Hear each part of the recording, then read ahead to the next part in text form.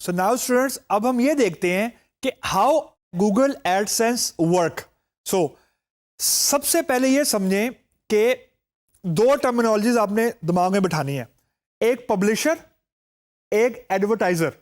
Advertiser जो है that is common between Google Edward and AdSense. Publisher क्या चीज है, ये आसान लफ्जों में आपको समझाता हूं। पब्लिशर वो बंदा या बंदी है जो ऑनर है किसी वेबसाइट का, गूगल सर्च इंजन का नहीं, बिजनेस का नहीं, वेबसाइट का। इसका मतलब है we need a valid domain, a running domain to be a publisher. आसान लफ्जों में आपको एक रनिंग वेबसाइट चाहिए to be a publisher. The way it work is कि फॉर एग्जांपल एक वेबसाइट है, उस पर आपका कंटेंट लिखा हुआ है, तो as a first step publisher ने यानी वेबसाइट के ओनर ने यह डिसाइड करना है कि उसने गूगल एडसेंस कहां पे लगाना है। इसका मतलब यह है कि वो पहले वेबसाइट के ऊपर कुछ स्पेस अवेलेबल करेगा ताकि वहां पे वो एड प्लेस कर सके, खुद ही प्लेस कर सके। गूगल ने आके प्लेस नहीं करना, मतलब यह है कि कुछ HTML का कोड होगा, वो वेबसाइट में इंसर्ट करते हैं हम लोग, तो एडसेंस चलना शुरू होता है। That's point number 1। Point number 2, ये डिफरेंट था एडसेंस में और एडवर्ड में। अब लेट्स डिस्कस के एडवर्ड में और एडसेंस में कॉमन क्या है। दोनों में कॉमन है बिडिंग। बिडिंग से मुराद ये है कि जो एडवर्टाइजर है, जो कंपनी है, वो बिड करती है again on the basis of keyword, ताकि वही एड दोबारा सर्च में आ सके या वो एड उस एड स्पेस में डिस्प्ले हो सके जो पब्लिशर ने अवेलेबल किया है। तो बिडिंग प्रोसेस इज कॉमन, लेकिन स्पेस बनाना वेबसाइट के ऊपर वो डिफरेंट है। ये बेसिक्स हो गई। उसके बाद इसका बिडिंग का प्रोसेस बिल्कुल वैसे ही है जो एडवर्ड का है, तो I am not going to repeat it. Just to recap, ऐसा नहीं है कि फॉर एग्जांपल मेरी वेबसाइट लेट सपोज अगर है वेदर से रिलेटेड, तो वेदर से रिलेटेड एक एडवर्टाइजर नहीं होगा जिसने गूगल को पे कर रहा होगा एडवर्ड के अगेंस्ट या एड के against. They will be zillion of competitors. तो गूगल को यह डिसाइड करना है कि कौन सा एड मेरी वेबसाइट पे एज अ वेबसाइट ओनर दिखाना है, तो जो बिड में टॉप पे आएगा उसका एड डिस्प्ले हो जाएगा। As simple as that. उसके बाद जो पब्लिशर है, अभी जरा समझिएगा क्योंकि ये थोड़ा फर्क है कि अब आपके दिमाग में ये आना चाहिए कि जो पब्लिशर है, जो वेबसाइट का ओनर है, वो पैसे कैसे कमाएगा। वो पैसे ऐसे कमाएगा कि मेरी एक वेबसाइट है, उसके ऊपर मैंने वेदर से रिलेटेड कंटेंट डाला, तो उस वेबसाइट के ऊपर एडसेंस चलना शुरू हो गए। अब एक यूजर आया मेरी वेबसाइट पे उसने लैंड किया किसी तरीके से, सर्च करके किस तरीके से मेरी वेबसाइट पे कुछ एडसेंस चल रहे थे, कुछ ऐड चल रहे थे।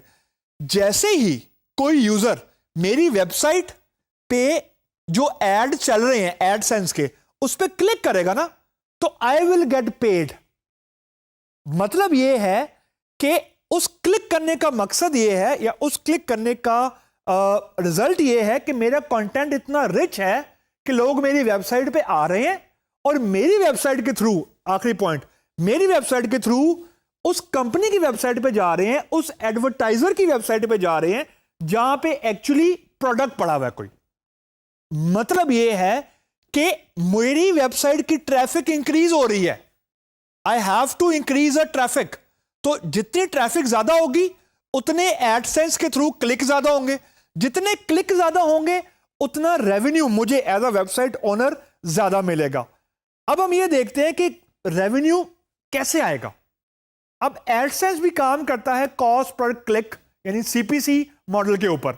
अगेन ये कॉमन चीज है बिटवीन एडवर्ड एंड एडसेंस। जो एडवर्टाइजर है यानी जो कंपनी है, वो गूगल को पे करती है पर क्लिक। अब यहां पे थोड़ा डिफरेंस है। एडवर्टाइजर तो पे कर देती है गूगल को पर click X amount of dollar, जो हमने कैंपेन में देखा था। उस X अमाउंट ऑफ डॉलर का 68% पब्लिशर को, वेबसाइट ओनर को मिलता है जब कोई यूजर मेरी वेबसाइट यानी मेरी वेबसाइट वेदर से रिलेटेड थी, मेरी वेबसाइट पे जब कोई यूजर आके क्लिक करेगा और एक्चुअल पब्लिशर, एक्चुअल कंपनी की या एडवर्टाइजर की वेबसाइट पे जाएगा, तो जो भी अमाउंट कंपनी ने कमिट की थी गूगल को पे करने की, लेट्स सपोज $1 था, तो उसका 68% मुझे मिलेगा एज अ वेबसाइट ओनर। ये मेरा रेवेन्यू है और मैंने कुछ पे नहीं किया। मैं एज अ वेबसाइट ओनर हूं, I have spend nothing actually. मैंने सिर्फ एक डोमेन ली है, मैंने कंटेंट डाला वेबसाइट में, दिस इज इट। मतलब ये कि अगर जो पब्लिशर है जिसका एड मेरी वेबसाइट पे चलना है, एडसेंस चलना है मेरी वेबसाइट पे, वो उसने कहा जी मैं $1 दूंगा, उसकी जो बिड थी, मैक्सिमम बिड थी $1 टू पे गूगल, और बिड में उसका जो एड है वो टॉप पे आ गया फॉर एग्जांपल। तो एडसेंस में जो पब्लिशर का शेयर है दैट इज 0.68 पर $1, यानी 68% कह लें, और जो रिमेनिंग 32% है वो गूगल के पास जाएगा। तो नाउ यू कैन सी कि गूगल कैसे रेवेन्यू अर्न कर रहा है। गूगल रेवेन्यू अर्न कर रहा है उसी पैसों से अपना कट रख के जो उसको कंपनीज दे रही हैं। और कंपनीज पैसे क्यों दे रही हैं? रीजन एडसेंस में कि जो अगर मेरी वेबसाइट का कंटेंट रिच है तो मेरी वेबसाइट पर ट्रैफिक ज्यादा होगी। अगर मेरी वेबसाइट पर ट्रैफिक ज्यादा होगी तो इसका मतलब है कि मेरी वेबसाइट पे पोटेंशियल क्लिक्स ज्यादा होंगे, और अगर मेरी वेबसाइट पे पोटेंशियल क्लिक्स ज्यादा होंगे तो उसके दो मतलब है। एक तो मैं रेवेन्यू कमा रहा हूं as a website owner, for example as a blogger, free of cost, that's one advantage which I can have to earn.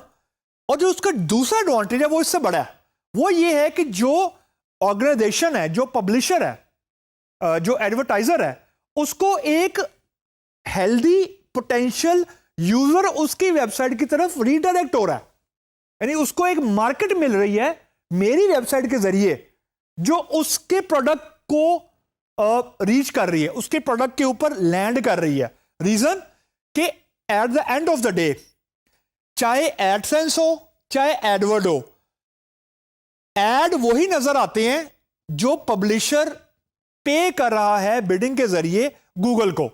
सिर्फ फर्क यह है कि एडसेंस में ओनर ऑफ द वेबसाइट को पैसे जाते हैं 68% और 32% जाता है गूगल को, और जो एडवर्ड है उसकी अंदर पब्लिशर जो है वो डायरेक्टली पे कर रहा होता है गूगल को, उसमें ओनर के पास नहीं कुछ जा रहा होता। यानी वेबसाइट क्योंकि उसमें होती ही नहीं है तो उसमें डायरेक्टली कंपनी की वेबसाइट होती है, इंटरमीडिएरी कोई नहीं होता। यानी जैसे मेरी भी वेबसाइट है, जैसे फॉर एग्जांपल एक ब्लॉगर है, तो ये इंटरमीडिएरी है। यानी ये एक्चुअल कंटेंट या जो एक्चुअल कंपनी का डेटा है और यूजर है उसके दरमियान इंटरेक्शन करवा रही है। वो इंटरेक्शन करवाने का अपना कट रख रही है 68%, और वो कट क्योंकि उसी अमाउंट से आ रहा है जो पब्लिशर ने गूगल को दिया है, तो 32% of that amount will go to Google and 68% of that amount, जो भी अमाउंट थी, फॉर एग्जांपल $1 थी, तो वो मेरे पास as a potential website owner मेरे अकाउंट में ऑटोमेटिकली आना शुरू हो जाएगी जैसे ही मैं गूगल एडसेंस को कॉन्फ़िगर करूंगा।